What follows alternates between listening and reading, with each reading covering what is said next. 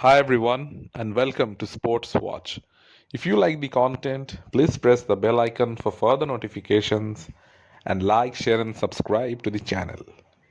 Is UFC 312 one of the worst cards in recent times? Apart from the main event, there isn't a single fight on the main card that is worth spending money on. At a first glance, this card should not be on a pay-per-view. It's a fight night card at best. If the UFC are to hold events in Australia, they should make sure that don't end up becoming snooze fests. The local talent coming out of New Zealand and Australia are pretty mediocre. I mean, who would pay to see Justin Tafa apart from a few people from his area? He has a record of 7 wins and 4 losses, and he's fighting an undefeated fighter who no one has even heard of. And that fight is just before the co-main event.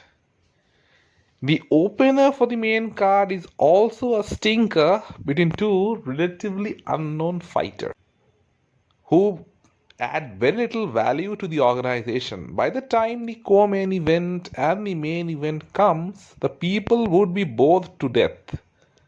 And then in the co-main event is Zhang Weili defending her strawweight title versus Tatiana Suarez.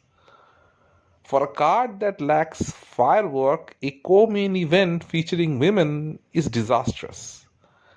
And Tatiana Suarez is a wrestler, so she would grapple with Weili essentially and bore everyone to death. The last time Suarez fought was in August 23 against Jessica Andrade. She hasn't fought in 1.5 years. Since 2019, she has only fought twice. That's 2 fights in nearly 5 years. She should probably win the belt for being the most inactive fighter in the roster. Instead, she is being rewarded with a title shot after sitting out for 1.5 years and facing no real contenders. That pretty much sums up the state of the women's strawweight division. Rewarding title shots relatively inactive fighters doesn't set a good example for the company. The champ, Zhang Weili, has fought twice the number of times than her opponent has. This is a tough matchup for her stylistically. Can she stop Tatiana Suarez from taking her down? Weili isn't a bad wrestler herself, but she is not a natural when it comes to grappling. She's an explosive fighter with knockout power in her hands. But time and again we have seen wrestlers have the upper hand against strikers. Weili should be prepared to be taken down.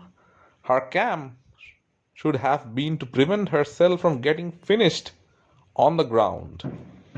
Every round begins on the feet, and Weili should make Suarez work for the takedowns.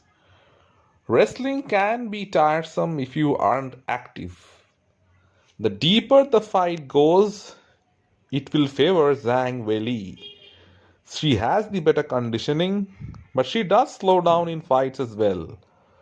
So it won't be the most exciting fight.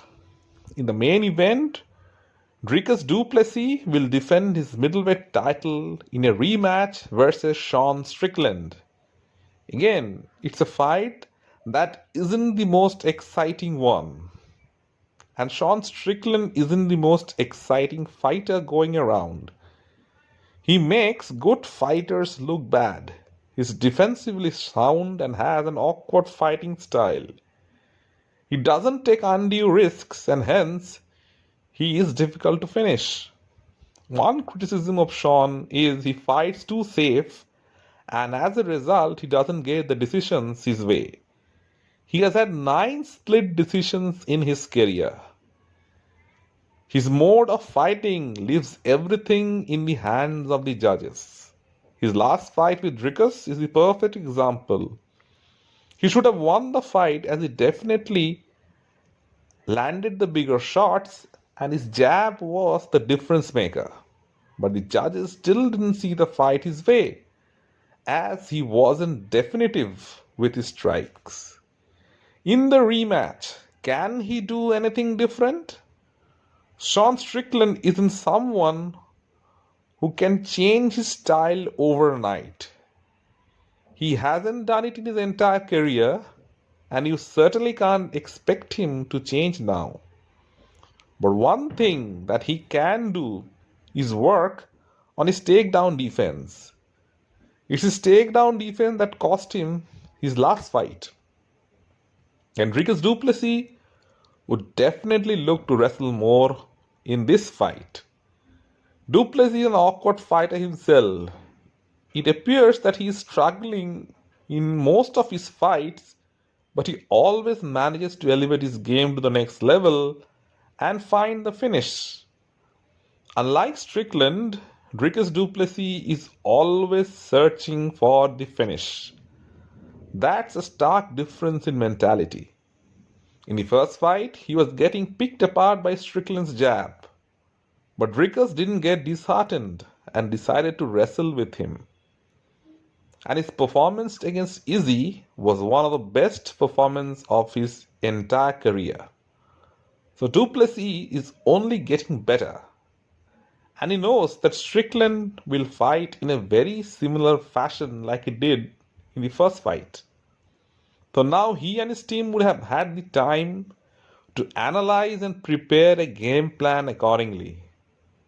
Of the two of them, Dricus definitely has more ways in which he can win the fight. But he wants to finish the fight this time around and keep it out of the hands of the judges. Dricus Duplessis is in phenomenal shape leading into the fight. He's oozing with confidence. You can expect him to be more aggressive this time around. The main event has to deliver in order to prevent the card from being an absolute snooze fest. Will it be Dricus Duplessis or will it be Sean Strickland? Let me know in the comment section what you feel. And if you like the content, please like, share and subscribe to the channel.